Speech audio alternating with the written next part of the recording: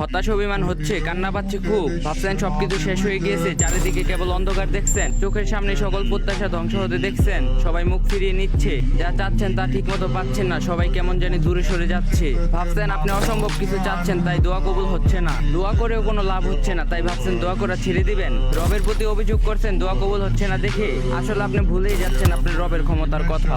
মনে রাখবেন, তিনি আল্লাহ। আদম আলাইহিস সালামকে মা বাবা ছাড়াই সৃষ্টি করেছেন।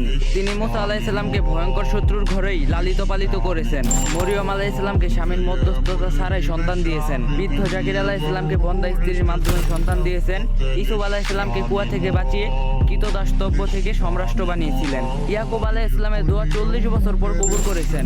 এভাবে তিনি আপনার চারপাশে প্রতি মুহূর্তে হাজারো অসম্ভবকে সম্ভব করেছেন। তিনি নিশ্চয়ই আপনার দোয়া কবুল করে নেবেন। ভুলে যাবেন না, তিনি বিশাল আরশের মালিক। তার কাছে অসম্ভব বলতে কিছুই নেই। নিশ্চিতভাবে আপনি সঠিক সময় সবকিছু পেয়ে যাবেন ইনশাল্লাহ। শুধু ধৈর্য ধরুন, তার উপর ওয়াকুল করুন এবং তার কাছে চাইতে থাকুন। আপনার রব জানেন আপনার জন্য কখন কি মঙ্গলজনক, তাই থেমে যাবেন না।